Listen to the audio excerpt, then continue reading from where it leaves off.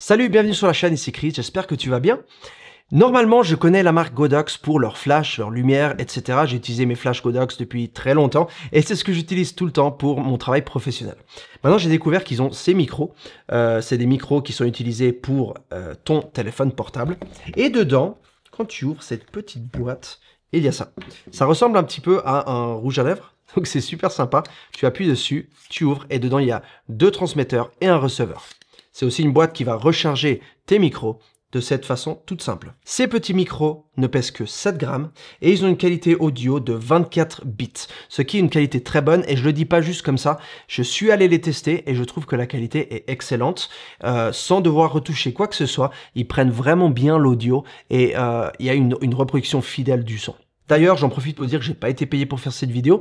J'ai reçu les micros gratuitement, je peux les garder, mais je peux dire aussi tout ce que je veux. Il y a la possibilité de les utiliser avec ton réseau Find My de Apple. Donc tu peux en fait les connecter à ton service de localisation d'Apple. Donc si jamais tu les oublies quelque part, tu peux recevoir une notification qui dit « Ah, attention, tu as oublié tes micros à tel endroit ».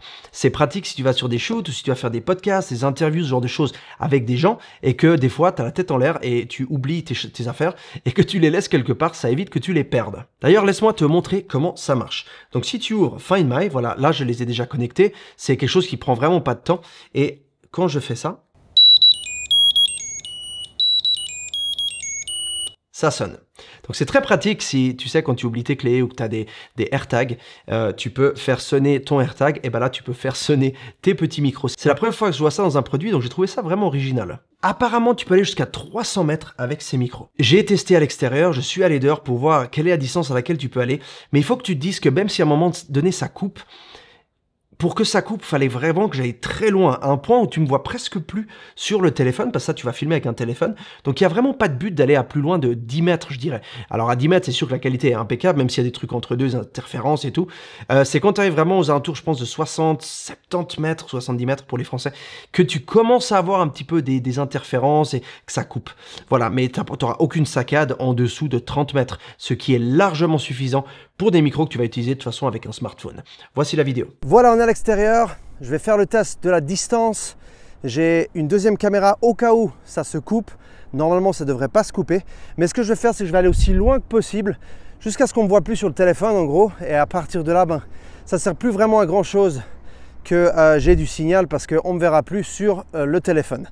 Donc pour le test d'aujourd'hui, ce que je veux démontrer, c'est qu'on peut aller très loin et qu'il n'y aura pas d'interférence. Alors c'est parti, j'allume cette caméra et on y va. Alors on va commencer gentiment à marcher. Ce que je fais, c'est que je me mets dos au vent parce qu'on n'a pas besoin qu'il y ait le vent dans le micro.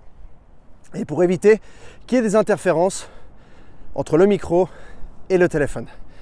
Allez, c'est parti. On s'éloigne très très gentiment du téléphone. On arrive gentiment à une trentaine de mètres du téléphone. Je pense qu'on va difficilement arriver à me voir là. Bon, je ne vais pas aller plus loin que ça, parce que je pense que pour ce test, c'est suffisant, même si je continue à reculer. Là, je pense qu'on arrive gentiment à 50, soixantaine de mètres. On est vraiment loin du téléphone et de la voiture. Donc voilà, si on regarde comme ça, c'est tout là-bas au fond. Hein. Et puis ça te donne une idée de la distance à laquelle tu peux aller. Donc tu peux, je pense, facilement aller à 100 mètres. Mais étant donné que c'est un micro pour téléphone portable, il n'y a pas vraiment de but d'aller aussi loin. C'est juste... Je pense que c'est bon de le savoir, que tu peux aller aussi loin. Voilà. D'ailleurs, je voulais profiter pour te montrer le son ici en studio.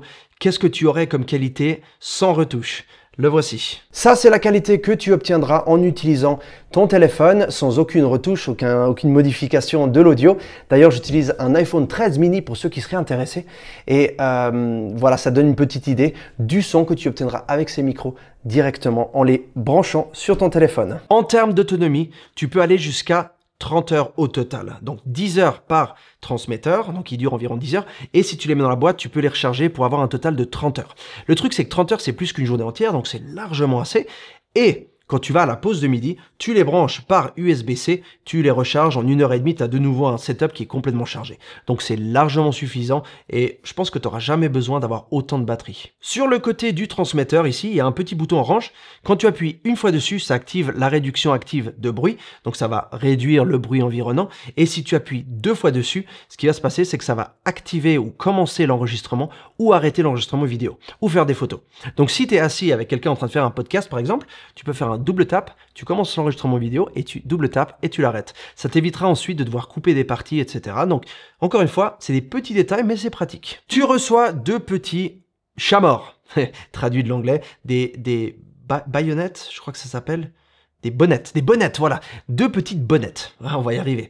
Alors, ces petites bonnettes font un très bon job pour couper le bruit du vent, pour éviter que ça rentre dans le micro. J'ai voulu faire des tests avec les bonnettes et avec la réduction active de bruit à l'extérieur. Et aujourd'hui, je peux te dire que ça souffle très très fort. C'est parti. Voilà, on est à l'extérieur et on va voir un petit peu ce que ça donne avec le vent. Alors j'ai mis la petite baïonnette ici devant pour empêcher que le vent rentre dans le micro. Là je suis dos au vent, maintenant on va se mettre face au vent. Voilà, donc là je suis vraiment face au vent, c'est super violent. La force de ce vent, il est pratiquement en train de faire voler ma casquette, donc il faut vraiment que je la tienne bien. Mais ça te donne une petite idée du type de conditions et ce qui va se passer au niveau de l'audio. Donc voilà, il y a beaucoup de vent, j'ai la petite baïonnette. Maintenant ce que je vais faire, c'est que je vais activer l'annulation de bruit active. Voilà, et on va voir ce que ça fait comme différence comparé à quand elle est éteinte. Donc là, je suis en mode annulation de bruit active et je suis vraiment contre le vent. Je te parle exprès contre le vent. Si je me déplace un petit peu, ça donne ça. Donc là, j'ai plus le vent qui souffle dans le micro et là, je vais de nouveau aller. Voilà, là, je suis de nouveau contre le vent qui cogne vraiment dedans. Tu as 4 petits aimants comme ça qui te permettent de le mettre sur ton t-shirt. Et ça, c'est la façon que j'utilise moi d'habitude. Voilà, tu as vu le temps que ça m'a pris. Je l'ai mis, c'est bon, il bouge plus. Hein, je peux, voilà. C'est une façon. L'autre façon que tu as, c'est de prendre ce petit clip ou de nouveau, de façon magnétique, tu le mets sur le clip et tu le mets sur une veste, un t-shirt, un pull, bref, n'importe où. Encore une fois, très pratique. Et pour finir, il te donne un petit collier que tu peux mettre ici avec le micro. Si tu as par exemple une blouse très légère ou ce genre de choses, ça va éviter de bouger dans tous les sens et ça va rester appuyé sur ton torse. Et pour finir, il y a des autocollants. Alors ces petits stickers, tu peux les mettre sur ton micro pour qu'ils soient plus fun. Mais la chose, c'est que si tu remarques, il n'y en a pas de noir ou de blanc. Il n'y a que des stickers, on va dire, multicouleurs, sympas, marrants, tout ça. En tant que pro, je n'utiliserai pas ça, je ne pourrais pas utiliser ça. Donc, ça serait bien que Godox mette des stickers peut-être noirs et blancs, neutres, et ou qui rajoutent en fait toute une page en plus avec une gamme de couleurs, par exemple beige clair, bleu clair, vert clair, orange clair, rouge clair, ce genre de choses. Comme ça, tu as toute une gamme qui peut matcher en fait les habits que tu portes pendant une interview ou pendant un podcast ou qu'est-ce que j'en sais. Pour éviter que l'attention aille sur les micros, parce qu'à la fin, c'est ce qu'on veut. On veut éviter que les gens voient le micro d'habitude à 98% du temps, 98 pour mes amis suisses. On veut éviter que les gens voient ton micro parce que bah, c'est inutile qu'ils le voient. Voilà, j'espère avoir répondu à toutes tes questions et j'espère que tu as découvert un nouveau produit très sympa. Si tu en as d'autres, comme d'hab, tu les écris dans la section des commentaires ci-dessous. J'y répondrai dès que possible. Jusqu'à ma prochaine vidéo, prends soin. N'oublie pas de t'abonner si mon contenu te plaît et garde le sourire. À bientôt, ciao.